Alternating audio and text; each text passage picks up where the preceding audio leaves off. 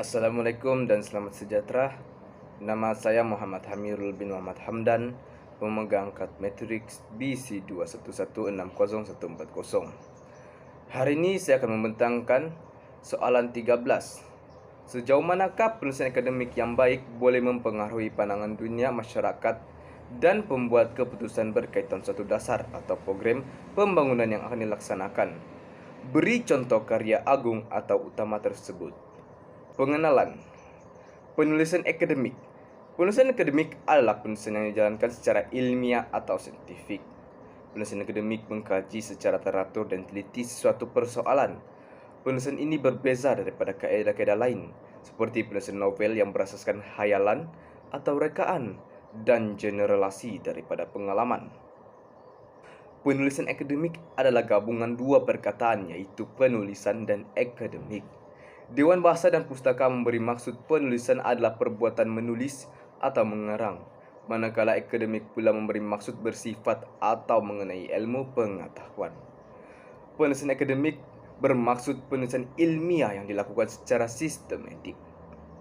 Penulisan akademik tidak lari daripada menggunakan kaedah saintifik yang menyatakan bahawa mana-mana fenomena mempunyai keterangan-keterangan tertentu, iaitu tiap-tiap kesan mempunyai sebab. Kaedah ini mendatangkan bukti bagi setiap kesimpulan yang dibuat, dan ianya mestilah bersandarkan kepada pengumpulan data secara objektif, tidak berat sebelah dan tidak dipengaruhi oleh mana-mana pihak berkepentingan dalam mengumpulkan data bagi menyokong kebenaran hipotesis.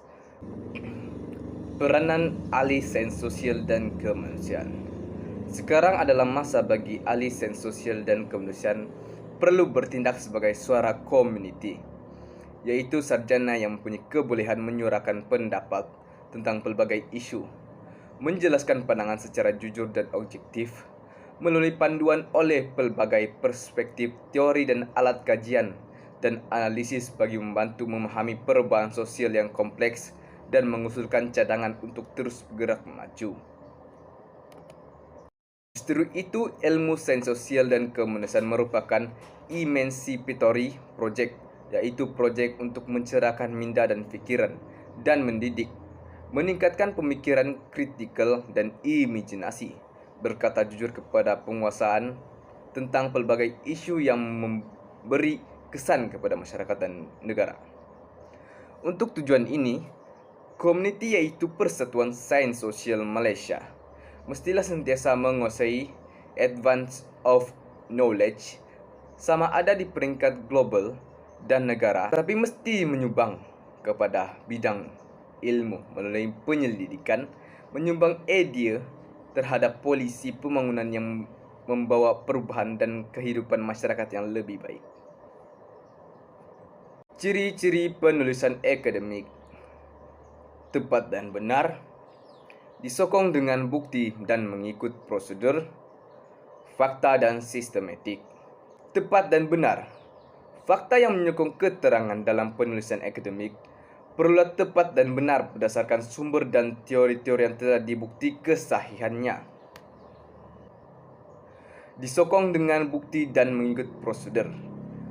Setiap pandangan dikemukakan dengan sokongan melalui bukti-bukti yang boleh diterima.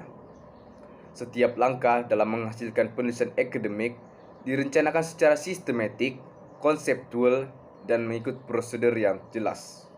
Fakta dan sistematik. Penyelidik menyampaikan setiap fakta secara sistematik atau menerangkan sesuatu perkara yang dikaji secara situasi yang spesifik. Contoh karya agung atau utama, yaitu Sulalatus Salatin. Hasil tulisan pengarang yaitu Sulalatus Salatin telah berjaya membawa khalayak pembaca merentas kawasan setempat dan kawasan Nusantara, sehingga mereka mampu menerokai dunia-dunia lain, alam maya, dan tidak ketinggalan juga dunia kayangan. Pengalaman yang dilalui oleh pengarang semasa hayatnya, panorama yang sangat besar dan luas itu menjadi landasan kepada pengarang untuk diketengahkan ke dalam penulisan. Saja daripada saya, sekian, terima kasih.